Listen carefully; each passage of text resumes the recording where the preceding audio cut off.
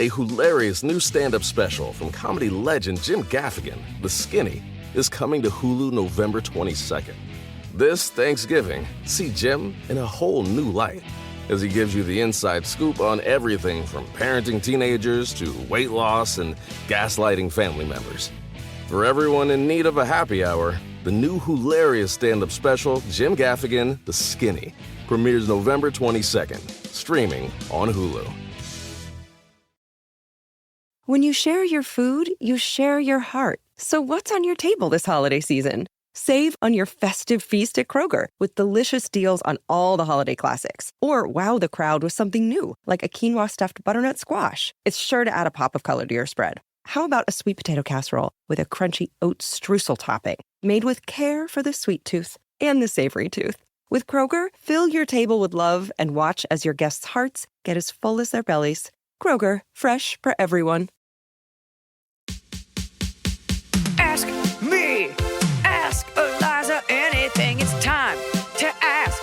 Ask me all your questions. Leave them in the Instagram comment section. Leave them on your Twitter or leave them on your Facebook. We'll see them, we'll read them, then we'll give you answers. You know it, I've got it. I've got the answer, you ask me. I'll tell you anything.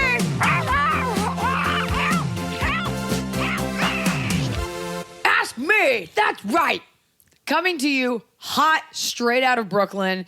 With me today, we have the pleasure of not only a talented person, a creative person, but a person who has a real job in a field that a lot of you are interested in. I was able to finagle a visit from the director of the Iliza Shlesinger Sketch Show, Laura Murphy. She's my director and she's here. Thank you for having me. Oh, thank you for having dinner and then letting me lure you into my apartment. I was telling Laura before this, all I do is get done working and then wait, hoping she'll have dinner with me because she lives 2 floors below me. We're staying at the same Airbnb. Laura is a real director and she's an actor. I'm sorry, that's not true. She's a writer, occasional stand-in. And she's the real deal. And I was saying this earlier. I know women are all supposed to say, like, I really want to direct. I not only have no ambition to direct, especially at this time, but after seeing Laura do the work she does, it's so much work, you guys. And I always want to hang out with her. And she's always like, I can't. I've got to do a shot list for tomorrow. I've got a production meeting. And I'm like, oh, but come get ice cream. She's like, I don't even like ice cream. We were just getting ice cream. And tell them what flavor you sampled. Earl Grey tea. Okay, so it was disgusting. Total psychopath. But Laura's got the answers to your questions because she's a female director and she's a fucking legit one. Blown away by how much work goes into this job. It's not just point click. So we're going to kick it off. Elizabeth Jean White. How did you make your money before making it? I'm a 25-year-old actress and I'm having a very hard time balancing my job that helps pay the bills. I'm so sorry, I burped. And finding time. I just had dinner with Laura. Ice cream. I did eat ice cream. And finding time to audition. I'm always very tired. And I find myself not putting in work to create quality performances. I can't quit my job because I need the money. What do I do to help sustain myself but keep my creative drive? That is very challenging. I will say that I think, or I learned early on, is it definitely recording? Yes. Yes. I learned early on that you do have to do a lot of things for free. I feel like I got lucky. I started at MTV. I had a job at MTV as a writer in the off-air department, which made like print ads then. Okay. And I worked there, but we shared a floor with the on-air promos people who were the ones that made all the promos for shows on MTV that aired on MTV, which back then they had money and they would shoot a lot of cool stuff. And over time, I would work for off-air during the day, and then I offered to write stuff for free for on-air promos. You went over there. I did. I went to them. I got friendly with the people in there. I knew that's where I wanted to be, and there were like writing jobs nobody in that department wanted, right? Like just writing like voiceovers for stuff they didn't want. And I was like, I'll do it for free because I really am interested in doing what you're doing. And if you show interest in something and you're willing to do it for free, 90% of the time, if you show initiative, people will reward that with opportunity. People want you to show up and take a load off. Yes, they want a capable kid who's not a pain in the ass, who's smiley. Even if you're a PA, then they want you back. They want to see that you want to be there. And it's not hard to just, if you do a job 100% and you're easy to work with, you will go far because not a lot of people do that, surprisingly. Talk about that because on the acting side, you know, you always see the people that treat the crew well. Mm-hmm. You know, it's always like, yeah, she's really nice. He's really great to work with because people have a choice to work with you or not. Yeah. And I think everybody you work with or work for coming up, that they will come back in your life later on. To haunt you? To haunt you or to reward you. Like I did a job, it was like a series I was shooting in Atlanta, and the kid who was the actor in it, who's this amazing actor, he was on Everybody Loves Chris, he's like a great actor. This first day of shooting was like, my cousin was a PA at MTV when you worked there, and he told me, you're great and I'll be in good hands. Because of that, he inherently trusted me. Right. I didn't know when I was being nice to a PA at MTV that it was going to come back. I was just like, be nice to everybody. If people aren't good at their job, help them be better. And if they're good at their job, reward them. Like, that was always the mindset. And I think the same goes for trying for opportunities. Like, I did a lot of stuff for free. I was exhausted. I didn't want to work double. Like, I'd work all day on one thing. At night, I'd work on another thing for free, but I was passionate about it, so it made it worth it. Right. So in your 20s is the time to do that. You have the energy. Yeah, because you'll definitely hit like 30 and be like, I can't do two things anymore. My God, no. You got to do it now. So I think this is a good time to be trying to put yourself out there in two different ways. You have the energy. Your tank's not going to run on empty. When I was hosting Excuse, there was definitely this PA who was like not nice at all, and she definitely tried to spread a rumor that I threw soup at her. Correction, I threw the soup in the garbage because it wasn't the soup I asked for. I asked for very little, and I never threw soup at anyone. So that's don't such a believe specific rumor to start. Throwing soup at someone is such a diva move, and you can't do that hosting like a syndicated strip show. But I feel like throw it if away. somebody told me somebody threw soup at them, I would assume they were lying or exaggerating. It just is not something that happens in real life that often. No, but I would agree with this. I've talked about this on the pod.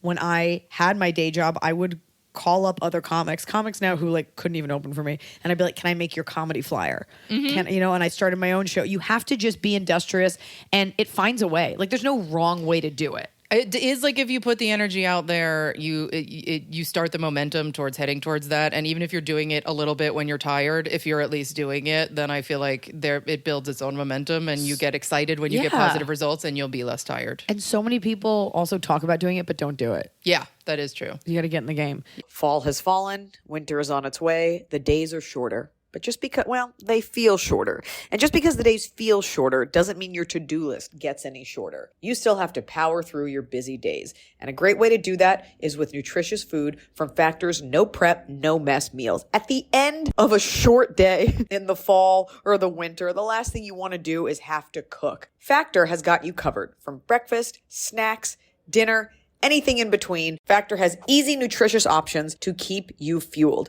like their chicken Florentine with spinach and garlic chili cauliflower. You bet. That's what I want to make myself at the end of a day where I am exhausted and my husband isn't home. Whether you like routine or you enjoy mixing things up, Factor has you covered with 35 different delicious meals every week and over 60 additional convenience options you can add on, like keto cookies, pressed juices, and smoothies. And because Factor meals are chef prepared and dietitian approved, you're going to love not only Factor's meals taste, but also how they support your goals, even if your goal was just making yourself dinner. Head to factormeals.com/Iliza50 and use code Iliza50 to get 50% off your first box and 20% off your next month. That's code Iliza50 at factormeals.com/Iliza50 to get 50% off your first box, plus 20% off your next month while your subscription is active. The holidays are here. And for a lot of us, the holidays mean decorating, hosting, celebrating. For me, it means a lot of traveling, and nothing feels better year-round, but especially during the cozy holidays, than a restful night's sleep in soft,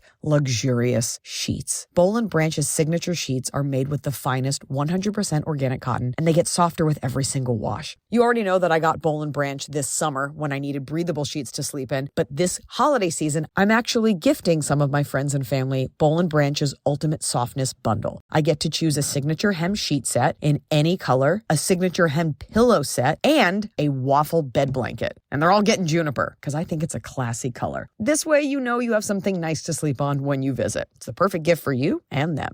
Gift you and your loved ones a better night's sleep with Boll & Branch. And right now is their best offer of the entire year. For 25% off plus free shipping on your first set of sheets, head to bollandbranch.com/Iliza. That's Boll & Branch, BOLLAND branch.com/Iliza for 25% off. Limited time only. Exclusions apply. See site for details. So finally, fall is here. I have been looking forward to it. I have had a hard year in a good way.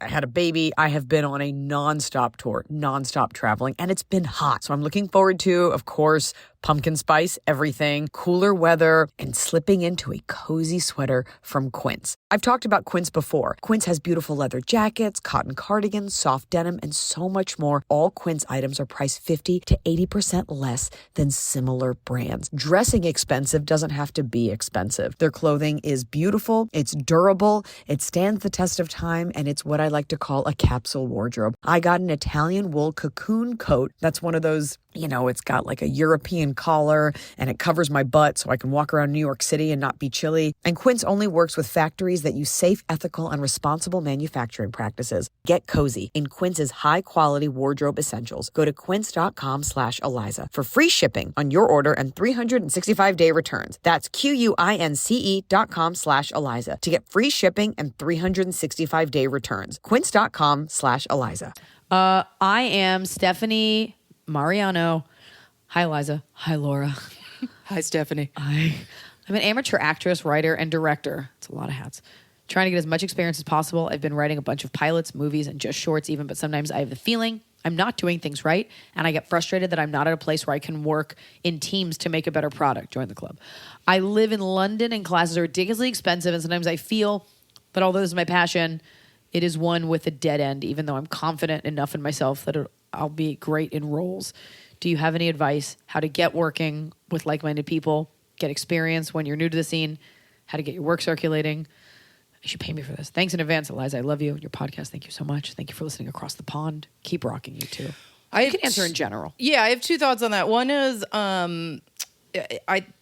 I did not make this up. It was somebody from NPR, and I can't remember who it was from NPR, that said the most profound thing that I think changed my perspective on everything, which is if you're in any sort of creative or expressive field, you will start out making work, and there will be a long time before the work that you make, because you have taste as a creative person, will be good enough will be as good as you think it should be. Uh-huh. And that triangle of the work you're making and the work you wish you could make takes a long time for those two things to meet up. I still haven't. And the people who are willing to stay with it for that long will succeed. You're perpetually going to be disappointed by everything you do until you reach a point of the experience you have matching the taste and the desire you have. Gone. The other thing I would say is I didn't go to film school. I know plenty of people who didn't go to film school. Be on sets. That's the only, you can have brilliant ideas. You can be a brilliant writer. You need to be on set, see how things work, be quiet on set, sit back, be a PA, work for craft service, do anything to be on sets, see the mistakes people make, see the things they do well. And that is the best experience you can have. Do you know that I watch you? Really? I watch you. I watch you all day, every day on monitors. True, No. but it's different. I don't have to watch you. Yeah. And I get no pleasure out of watching you. I watch you because there are things. I went to film school, and there are things that you're just real life experience. No matter what you go to school for, you can go to school for being a doctor, but until you get into an operating room, you don't know what blood feels like. Yeah. Being on set, I learned terms like tail sticks, 10-100. Was it 10? Yeah. When you pee? Yeah, and then like 10... 200? And then what's 10-400? Oh, I don't know. I've never heard that it's one. Coming out of everywhere. Yeah, that's a disaster. There's a whole language, and there's a way that things work, and you start to see who's good and who's bad at their job. And there's etiquette. There's set etiquette is so important. And I also think you learn more about how to shoot things and how to write things by watching people shoot stuff and say words. Yeah. And I think looking at polished television and polished movies is great, and that's great to do, but it's you also want to you want to be in the kitchen and not just taste the meal that comes out at the end. That's great. Yeah, that's and a great I think point. that's I think writing all the time, keeping that muscle going is great. Always be shooting stuff anytime you can with friends. But being on set is how you'll find other like-minded creative people. So many people started as PAs and now make movies together because they met being PAs together. Yeah, and I can trust this person. Yep. And also writing something, it's so funny. I'll write a sketch, and then when I see it executed in my head, I'm like, oh, I didn't think to say put the chairs in a circle. I thought it was assumed they'd be in a circle. Oh, and then it's no, we put them in this way. You allow space for other people's interpretation of the creativity, and you let go of things. Mm-hmm. And once I saw that you, for example, totally got the comedy in a way that I got it, I was like, you know what? I'm just going to let her do it her way. It's about teamwork, because there are sometimes you're going to work with directors where you're like, this person doesn't fucking get it, and I need to like hover over them. Yeah. So there is like an earned trust there, and just knowing like you can watch a movie and you can say that was a bad edit, but like watching another director, and I watch Laura and she'll be like, we need coverage on this, or this angle is not right, this tells the wrong thing. Just seeing it from their perspective teaches you what you should be looking for. Right. So yeah. I watch you. Oh, thank you. I watch you when you don't think I'm watching. I like that. Thanks. But this British lady, this British woman, you've written a bunch of pilots, movies, things like that. Keep writing them. Most things are not great, and get people to read them. Yeah. Not just anyone, but like someone hopefully that's better than you to critique Great it. advice. Yeah. Which is so hard. It is. And you have to be open to taking their critique. Yeah. You don't. There's like this thing we do when we write pilots for networks. When the network gives you the shitty note, you have to just be like, okay, well, look at that. You have to say yes or no, but there is an art to taking a critique and not coming off like a monster.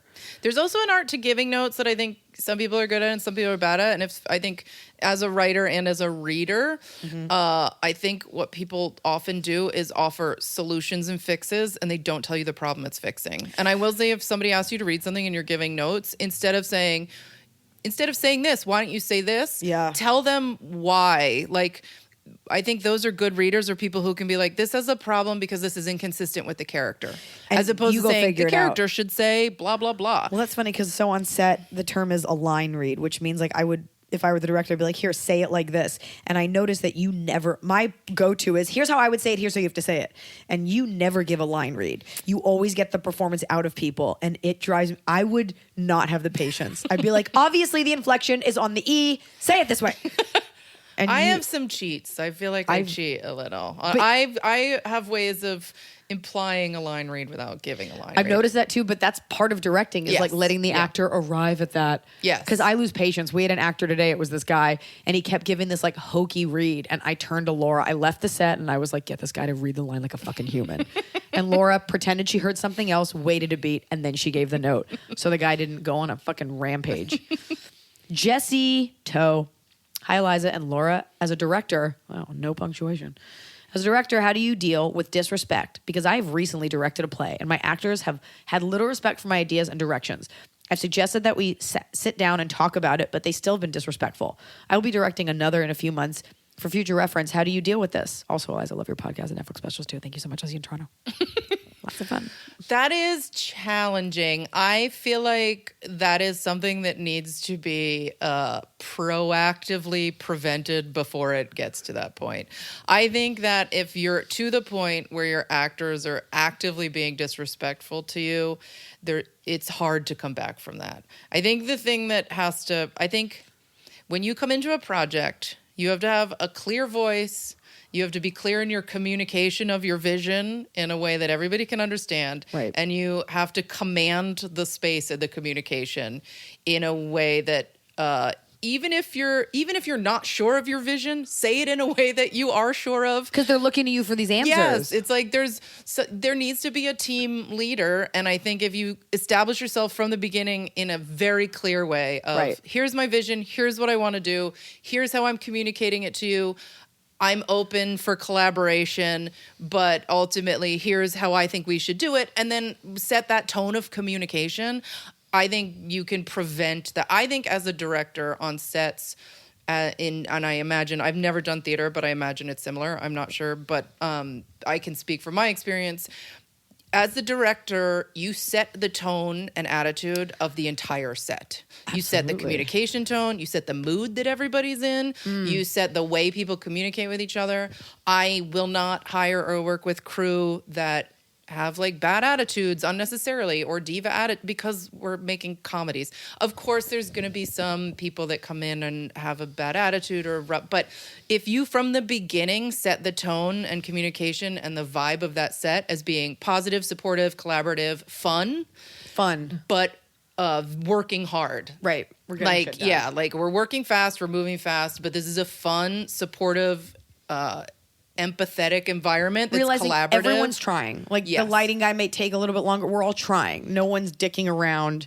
I also think, I remember when we started this project, I was like, I can get in bad moods and I can be, not in a, like a human. Right, And of course. I was like, this is on me. If I'm in a bad mood, everybody would know it. If I'm sad, if I'm sick, everybody's got a walkie. So it's like Secret Service. Like everybody knows where I am at all times. And if I do anything, they're like, we heard that you needed a cough drop. We heard that you weren't feeling well. Right. So the onus is on you, and people respond to that. If the lead actor is in a shitty mood, it makes people feel bad.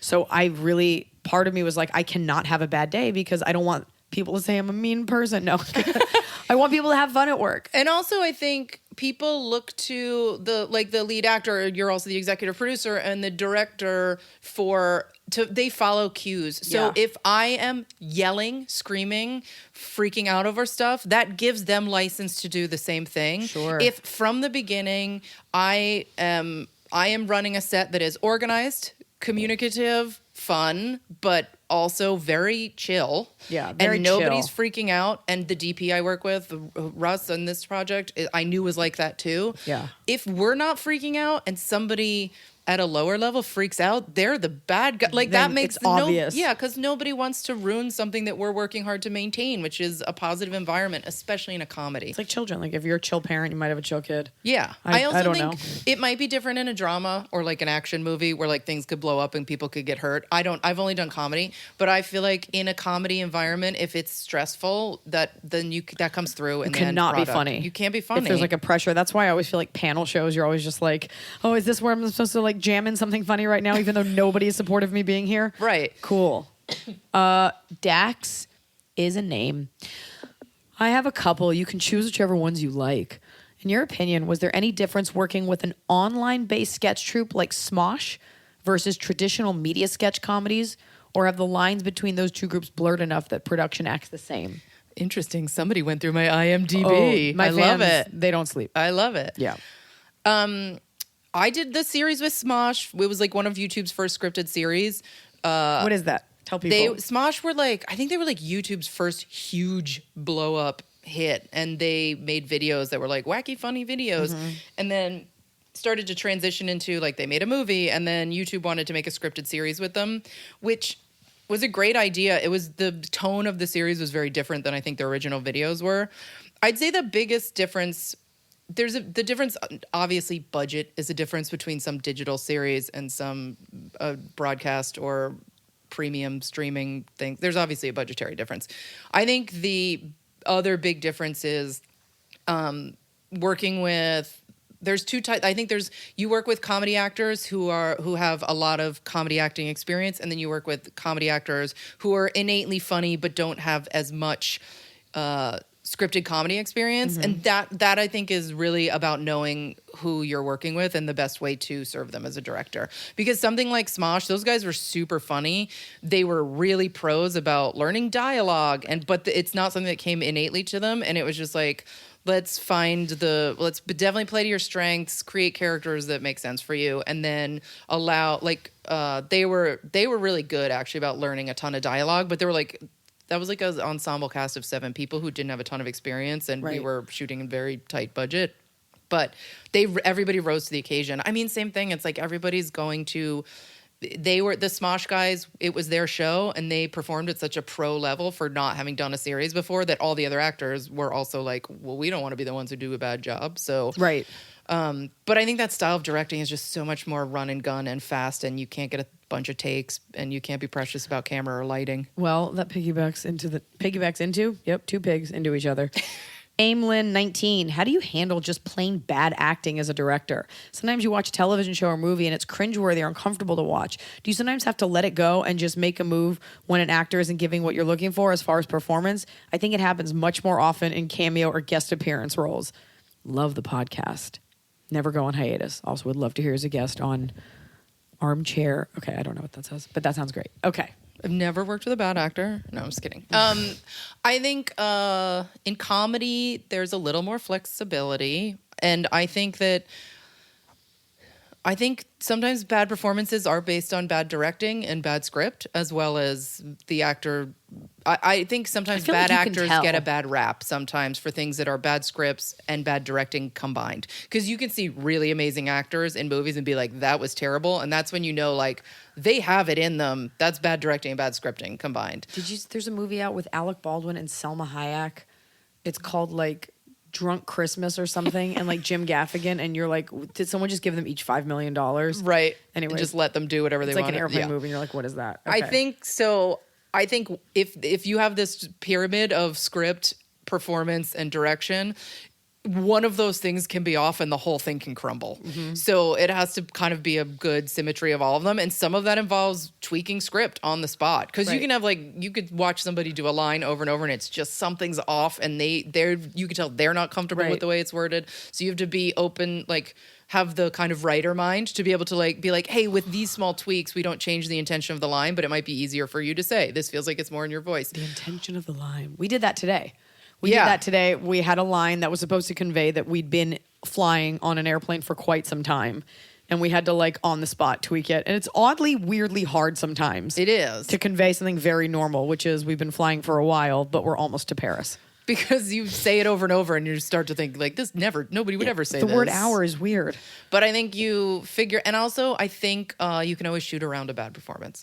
You can figure out in a scene that this person, if it is like a cameo or somebody is not that experienced and they're just not going to get it, then you can shoot reactions. Right. You can shoot cutaways. You can do something like... Turns out they're a terrible actor, but they're a brilliant reactor. Right. Or the reactions of the other people will carry and you only have to show them for the beginning and end of the line, or some sort of simple, sometimes honestly, it's acting is such a challenge when you're in a void.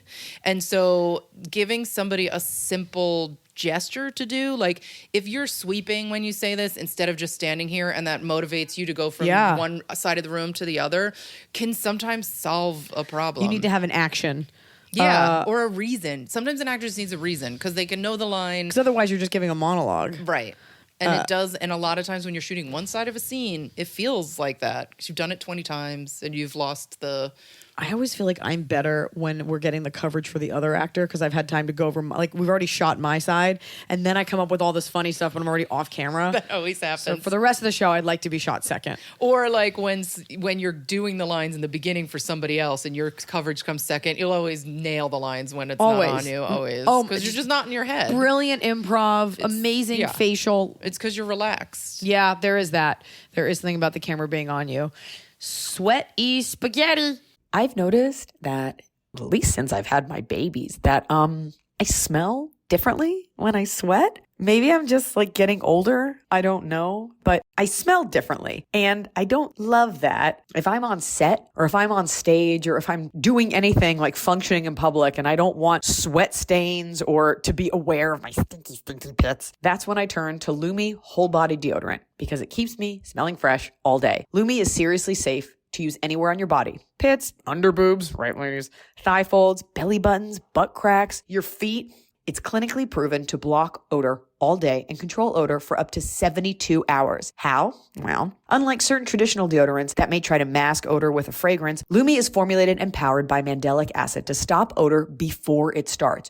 Lumi's starter pack is perfect for new customers. It comes with a solid stick deodorant, cream tube deodorant, 2 free products of your choice like mini body wash or deodorant wipes, and free shipping. As a special offer for listeners, new customers get 15% off all Lumi products with our exclusive code. If you combine the 15% off with the already discounted starter pack, that equals over 40% off the starter pack. Use code Iliza for 15% off your first purchase at LumiDeodorant.com. That's code Iliza at LumiDeodorant.com. A hilarious new stand-up special from comedy legend Jim Gaffigan, The Skinny, is coming to Hulu November 22nd.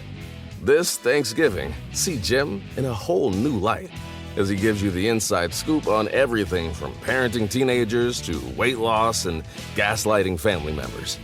For everyone in need of a happy hour, the new hilarious stand-up special, Jim Gaffigan, The Skinny, premieres November 22nd, streaming on Hulu. For both of you, what are some examples? I could do this all day. What are some examples of dudes behaving badly in your respective career histories? How did you handle them or wish you'd handled them? What's your advice for women in comedy, film to keep producing great work while correcting garbage behavior? Not trying to focus on the negative. Maybe you could share some gold star memories too. Just noticing a lot of guys in film specifically brushing off their deeply ingrained misogynistic practices as not that bad. and nothing to bitch about when it involves anything less than outright assault or lewdness. Well, let's break this into something without getting into, like, obviously rape is bad and you can't grab a girl's butt. But you and I were talking about this over dinner, just in terms of how, and I'll say it so you don't have to say it, but we were saying how when you do a job where there are actually more men that do it, you don't have the luxury of fucking up. Yeah. As a woman, because you can't fail up. There's no failing up as a woman. I think for a long time it was easier for men to fail up because there was no competition. And I think the good thing is men don't have that luxury anymore because there's really good women now in the jobs. So they don't have, and I think there's the frustration they're sometimes feeling is because it's just more challenging. But as a woman, you still don't have that luxury. Well, there's never going to, I mean, ideally we'll reach a point where you can make a bad movie and get another movie. But right now as women, it's like we don't have that luxury. Right. You have to be top of your game. You get a movie and you eat and you do great, and then you eat shit on the second one. They're not calling you again. Yeah. And there are men that fail horizontally or parallel, or, they fail, whatever. But there is that pressure where we love to put this microscope on women. When you're doing well, it's like, okay, great. And when you fuck up, it's like, well, that's all women. Right. So it's this burden that you carry, and all you're thinking is, really, because I was just doing what I love doing. And I'm like Laura, and I told her this, she already knows this. I actually can't remember who else was up for this job, but Laura got the job. I am a feminist. I talk about it. I'm kind of over that word, by the way. I really believe in giving women chances. I would have given a man this job in a heartbeat if he was better than Laura. I would not have given it to her just because she was a girl. I don't operate that way. But she was better. Laura got the job. My showrunner's a woman. My manager's a woman. A lot of our crew are women. Mm-hmm. That's real feminism to me, is giving you the job despite the fact that you're a woman. Yep. It's just, you were just more qualified for it. And you feel it, this tokenism of like, well, it's because she's a woman. You get a lot of women who are not great at their jobs. There are women that are great at their jobs that still get the shit end of the stick. But you get these women who muck it up for the talented ones that are like, why can't I get something? And it's like, put in the work. Yeah. Nobody is out there, and I really believe this, pounding the pavement, doing quality work with a great attitude, and they're just not getting a chance. Yeah. It's harder. There's not as many chances, but there are chances now, which is already better than it was 10 years ago or 12 years ago. All related to stand-up, you get a lot of women that are like, why can't, there should be half the women on this lineup. It should just be women. And I'm like, I started doing stand-up before we had this Me Too conversation, all of this. I got my stage time because I hustled for it. And I expect the same out of you, and I will respect you for it. But being entitled to something or taking the approach automatically, it's because I'm a woman. Right. Let's rule out the fact that you're not great at this before we go in for what it could be. I mean, I've been lucky in the sense that if I didn't get a job because I was a woman, I don't know about. Like, I'm sure there's jobs that I wasn't even looked at maybe because I was a woman when I was starting out, but I don't know about that. Like, so I feel like luck played a lot in it. I was in the right place at the right time. I met the right people. But I also worked my ass off, and I still will do, like, to this day, any job I do, I'm going to do it 200%. I'm big on prep. I'm big on organization because I don't want to. I'm still working from. I want to do everything 200%. That's how I'm wired. But also is the fear-based thing of if I mess up once, that might be it for me. So that kind of fuels me a little bit, but I hope that we'll reach a point in the next generation where you could as a woman fuck up and still keep working. And it's like still charming that she was a bitch that day. Yeah, we like love you her. can still just be normal and human and not have to do a 300% better job than everybody to keep working. But when we started shooting the show, I was there for a production day, but I didn't have to stay for it. But the whole crew did for a sexual harassment, like 45-minute training. And will you tell your story about when you were the only girl on set? Oh yeah, I did do one job because sometimes the ADs will have to do like in New York State now. I think they now are mandatory do these sexual harassment and workplace which really seminars. Fixes a lot. When you're a rapist, once you've taken a 45-minute seminar, you're like, I'll rethink this. The biggest takeaway from that was don't write anything in text message you don't want to see blown up on a foam core in a courtroom. And I was like, that's valid. Do you all hear that? Think about that. Don't write anything in text message you don't want to see presented as evidence. Yeah. And circumstantial evidence. Just imagine it before you hit send, blown up on a giant piece of foam core on an easel in a courtroom. Yeah, imagine your dick. All right.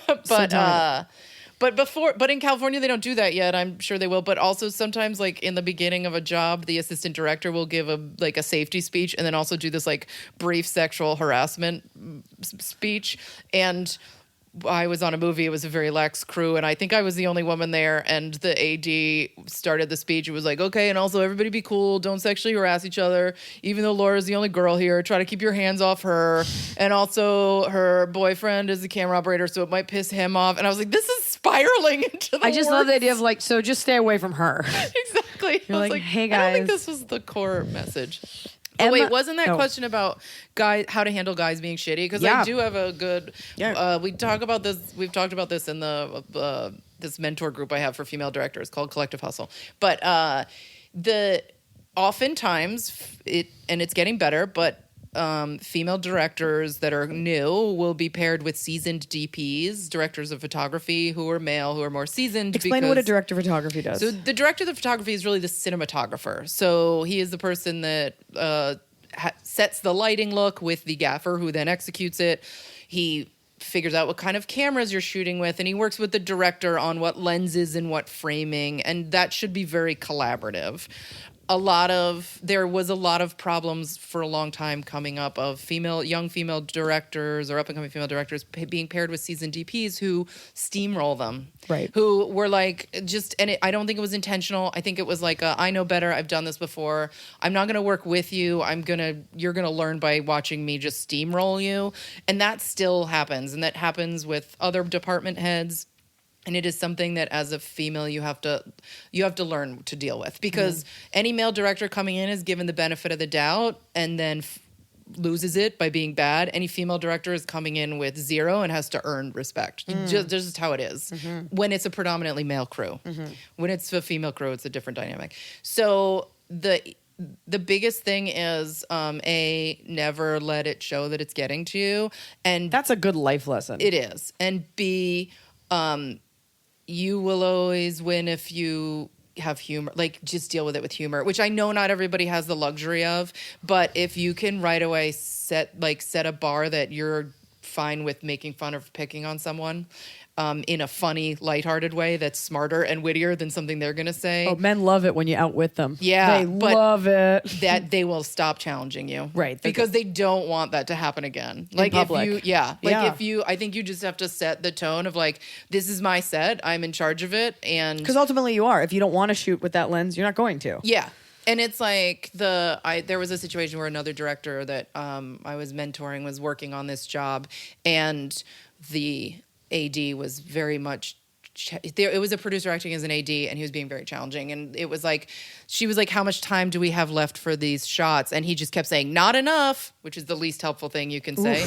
And so finally I was like, oh my God, you don't know how to tell time. This whole time you've been trying, you don't want us to know. You don't know how to tell time, which made everybody laugh and made him really uncomfortable. And then it also said like, stop, dude. You know what it reminds me of? Like if a guy's like sexually assaulting you and he's like, I'm going to make you my girlfriend. You're like, I will be your girlfriend. Isn't this fun? Right. Like It's a little, it makes me uncomfortable. I think you have to shift it's a power dynamic without making it a power dynamic. Without emasculating someone. Yeah, where it's like, dude, like, we're both here to make this music video. I get it that you have your own shot list. Let's just work on mine, and then you can go shoot whatever you want afterward. Never underestimate the fragility of an ego. And that's for men and women, to be honest. Also, at the end of the day, if it is your set, this has happened a couple times. The amount of times I've yelled on the set, it's my show. Or like a PA will be like, we can't do something. I'll be like, that's my show. Yeah, and I use that as like a trump card. But like also, if you say it in a funny way. It's my show. Yeah, Get me you're ice cream. saying it lighthearted. It's not like you're really angry about. And I think that's the thing. No, I'm like, not angry. You can win anything if you make a joke that's not actually mean or. Let's just hope trying the to hurt person them. you're making the joke about gets that. Yeah. She hurt my fifis. Emma.Dana. As writers, would either of you work with someone who had essentially stolen work from you in the past, but working with this person again would further your own career? No. What? No.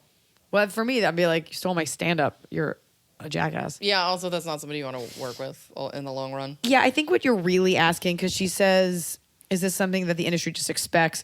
You will, forget the stealing, you will have to work with people that you have beef with. You will have to work with people that you just don't like. Yeah, forever.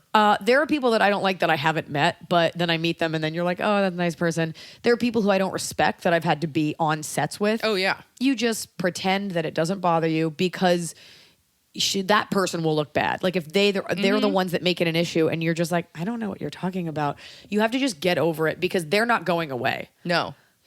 And also, if you are really good at your job and you can go to bed every night knowing you did your job the best you could that day, you prepare for it and you go in and you give your 110%, and at the end of the day, you know you did a good job, then none of that stuff will bother you. You'll always maintain the...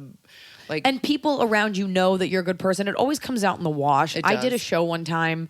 I was a guest on it, and I made a point of showing up. I was very quiet. I stayed in my corner with my dog. I went out of my way to be low maintenance. I'm already a pretty low maintenance performer. And I corrected a producer on the pronunciation of my last name.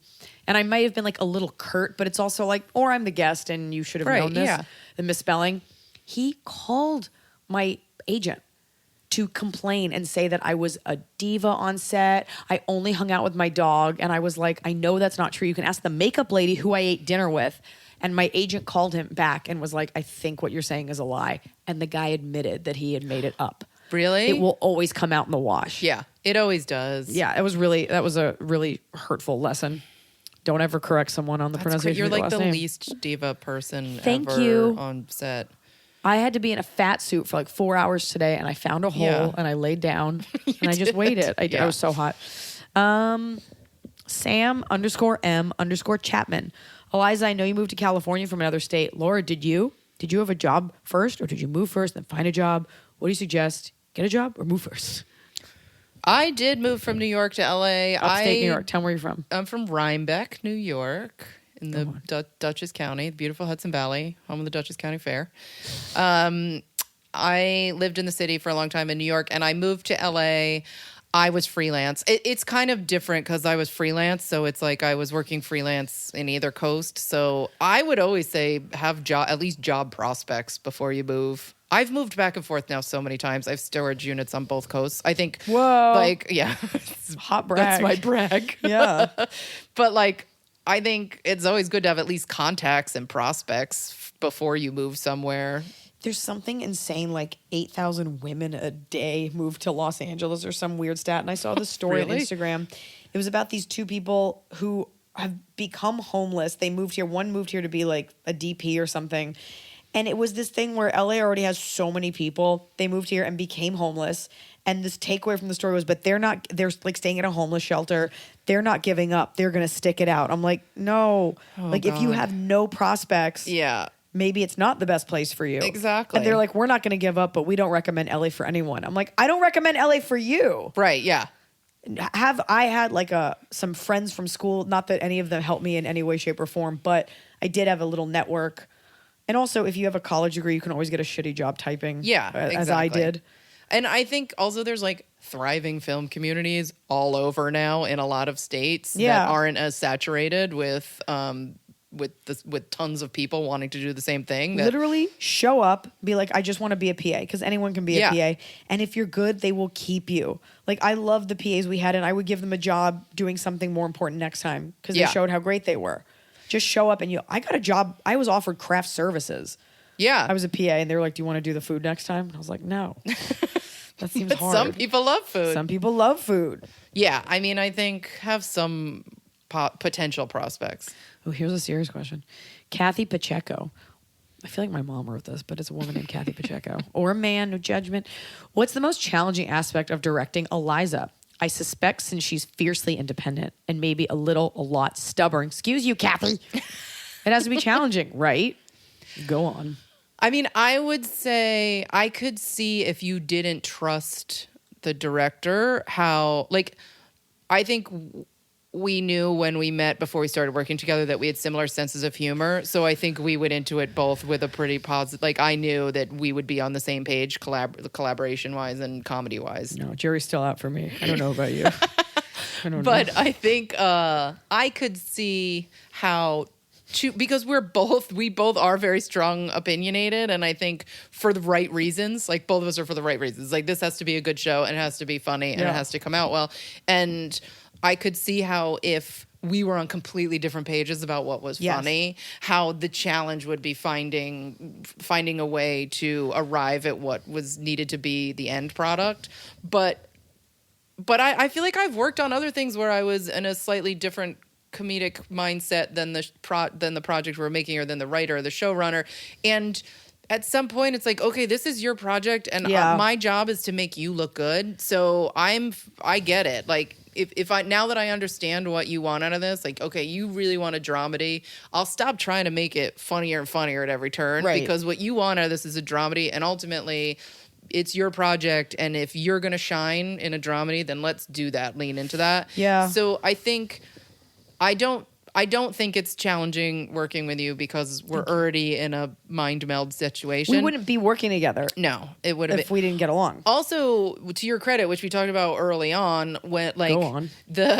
You're an EP on the show. Obviously, you wrote a lot of it. You're playing almost every single character in it.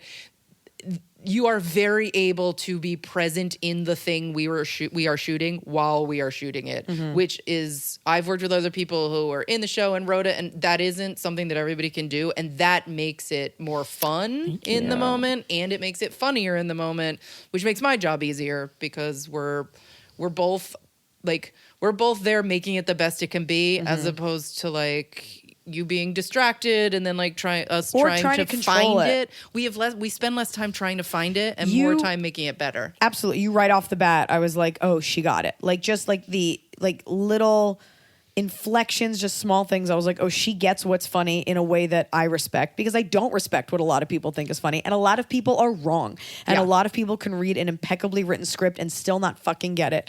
Not only did you get it, you had like alt lines that were funny. And I was like, oh, I can relax.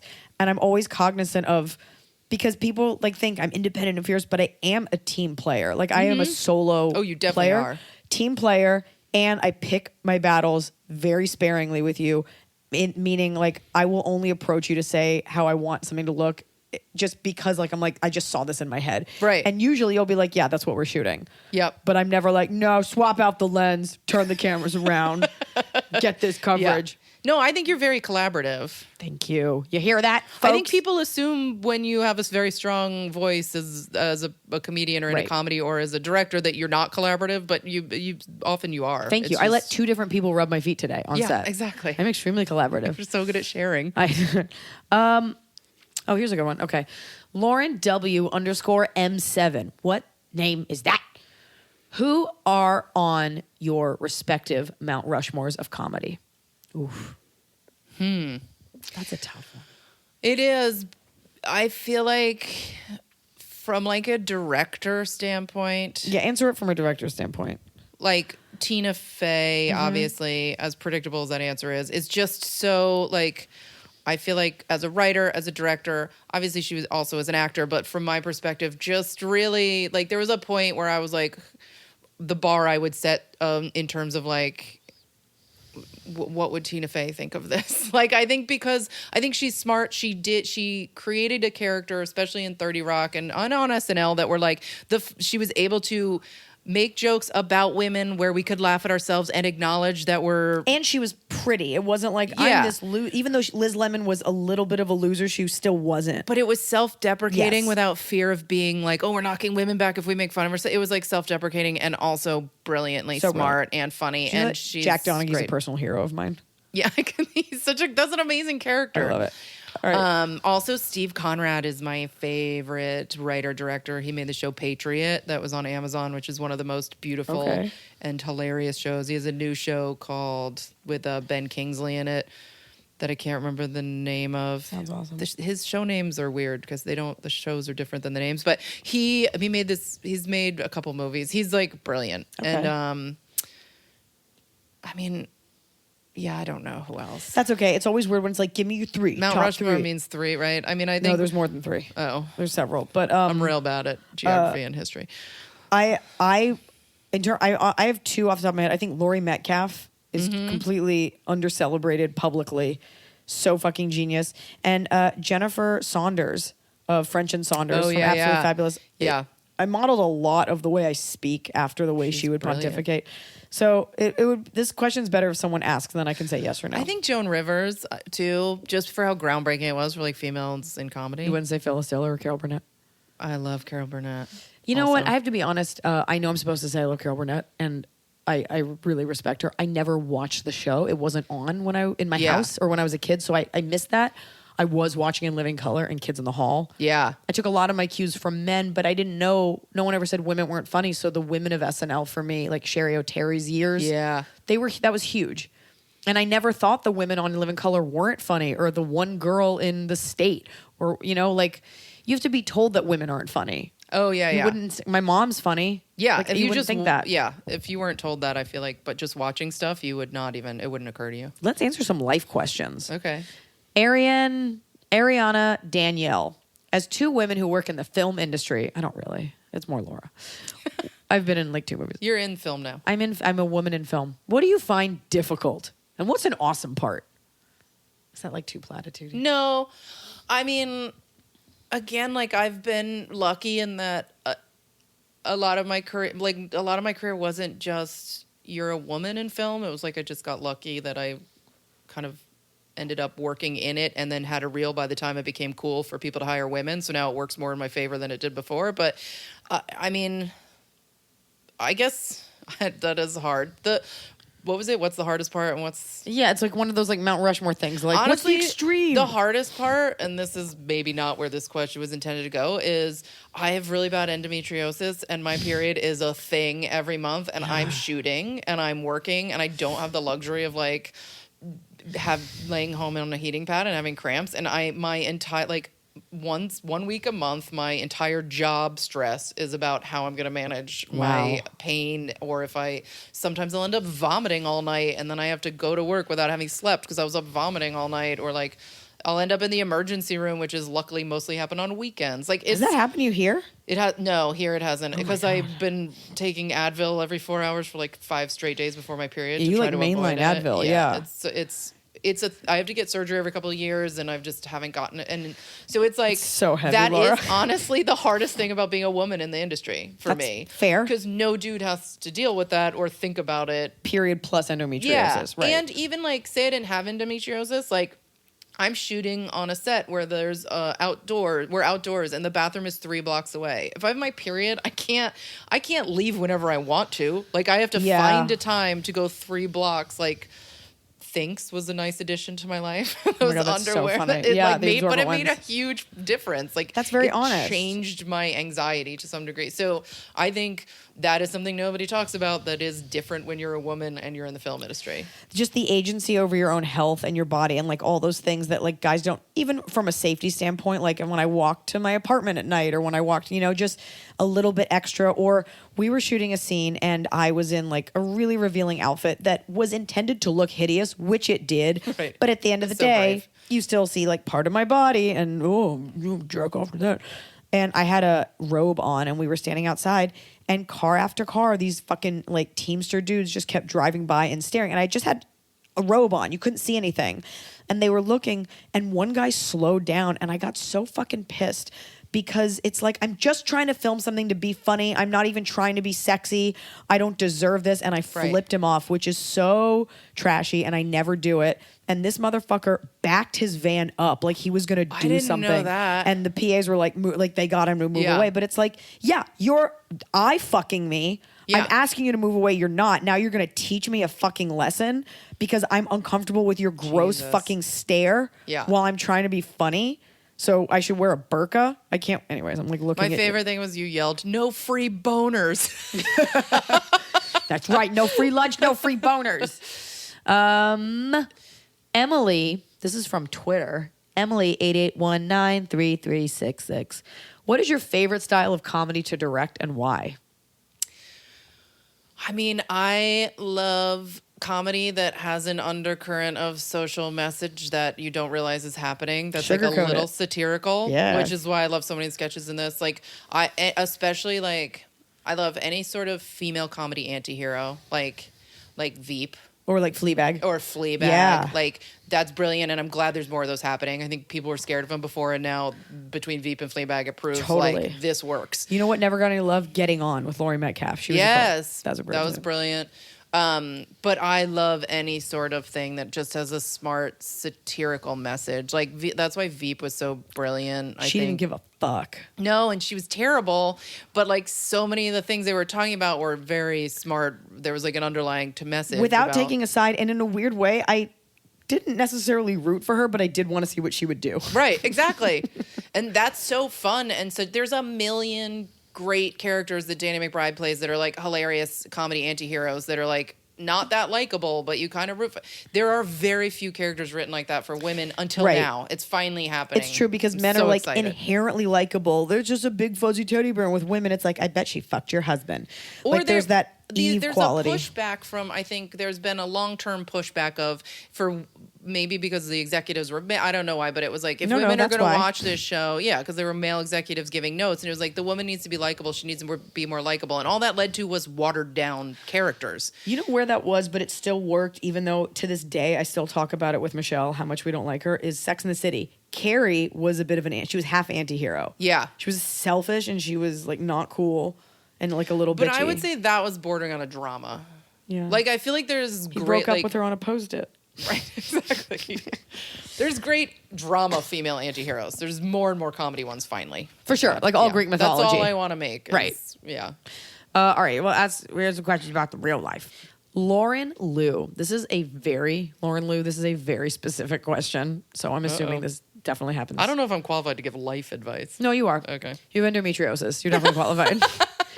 What is the best response to this is the most specific question I've ever gotten. What is the best response to shut someone down for inappropriately asking or implying something about a woman's non-existent pregnancy?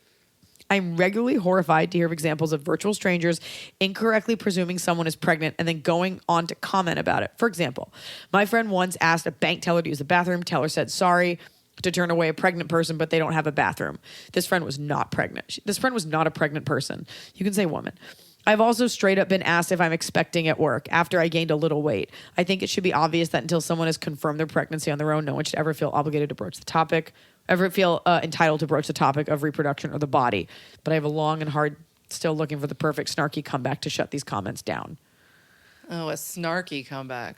It's like my first thought is say something weirder that just makes them uncomfortable. Like, okay, let's try it. Let's do a role playing. Ready?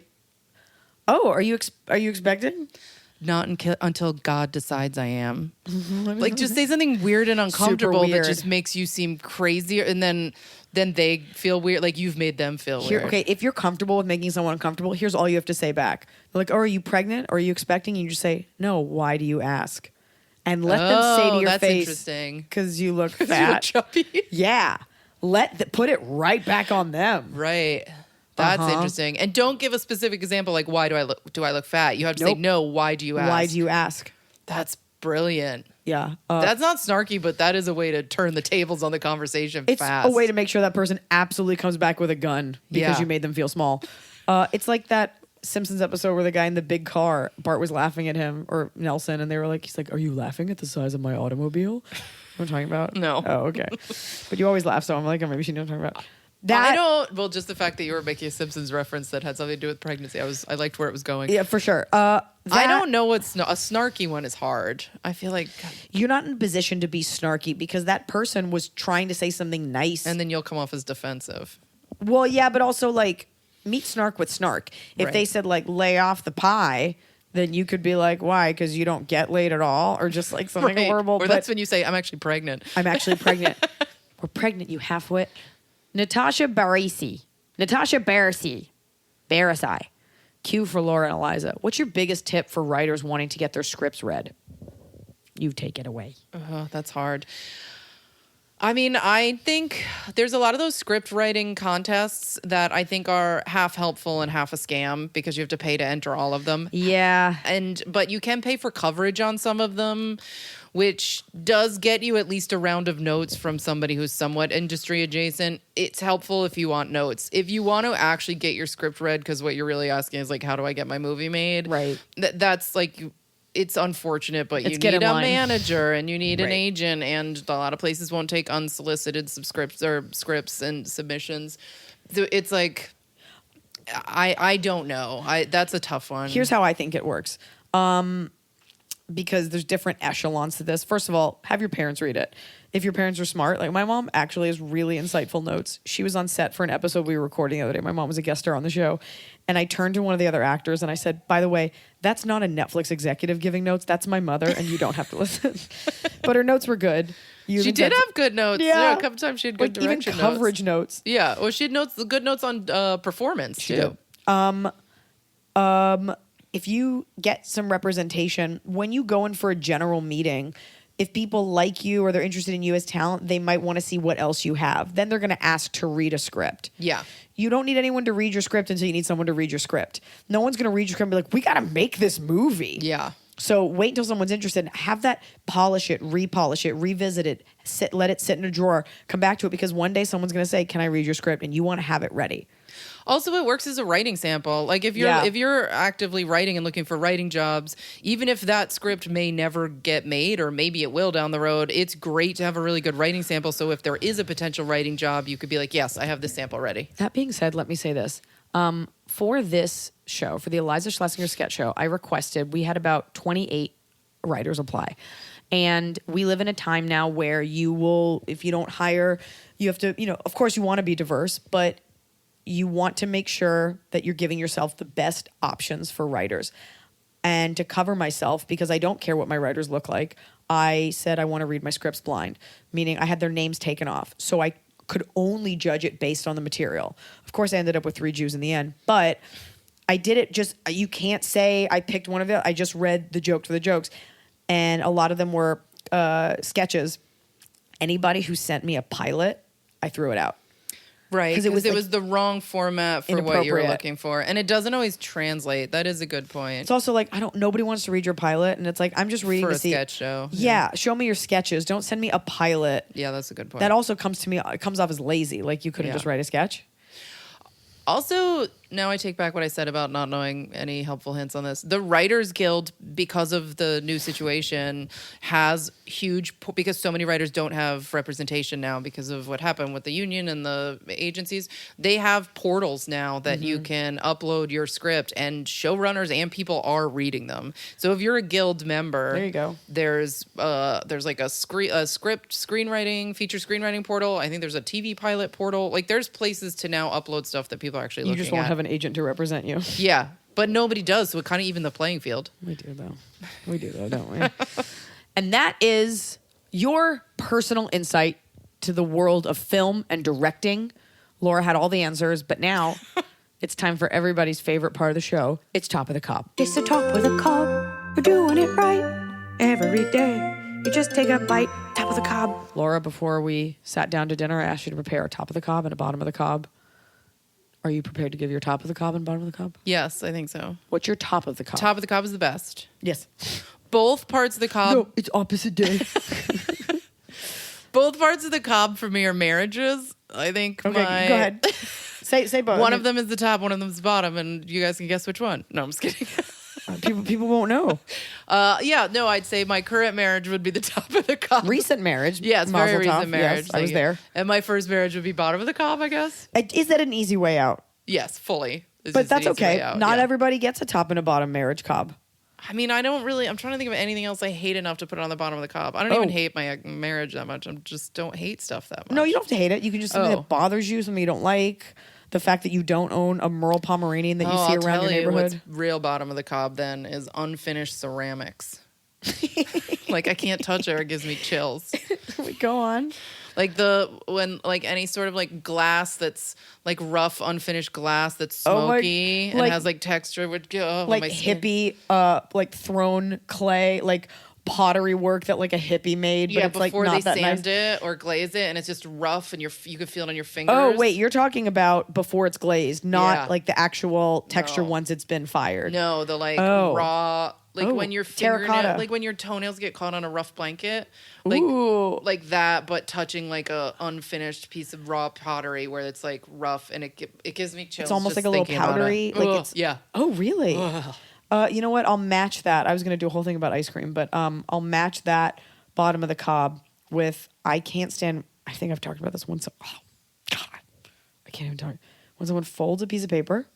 And then on the crease, they run their fingers along it like that. I could see that. Yeah. I will shut down traffic. Yeah. Okay, so that's all Same right. idea. Same like core reaction Yes. to something. Yeah. The blanket and feet thing, I kind of like it. That doesn't bother me. Your toenails when they're rough getting caught on a blanket. I love picking at my toenails. Oh yeah, you said that. That's so It's weird. disgusting. And so you're top of the cop of your current marriage. Typical. I mean, likely honestly, story. I never thought I would love being married. I don't know. I just did it the first time because he really wanted to. And I love being married right now. Maybe because Okay. it's only been a month, but I'm super into it. I love that. Yeah, it's cool. Okay, my top of the cob. You and I went to Van Leeuwen to get ice cream, and after trying 3 flavors, I for some reason picked pistachio, which like no one saw coming. And the guy like did not care about his job, and he was like, "I'll give it to you for free." And I was like, "No, I'll pay $7."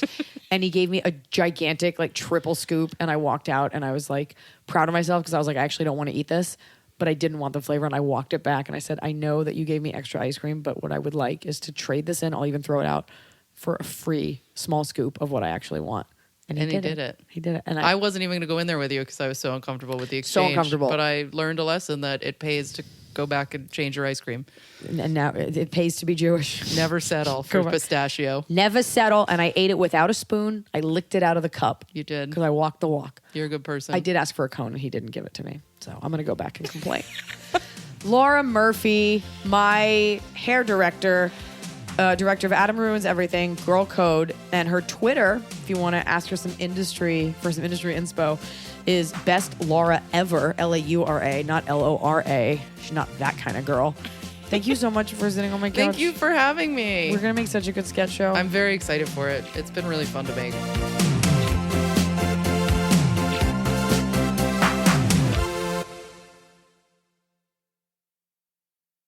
High Five Casino lets you play your favorite slot and live table games like blackjack with the chance to redeem for real cash prizes. High Five Casino has a giant selection of over 1,200 games, including hundreds of exclusive games only found on High Five Casino.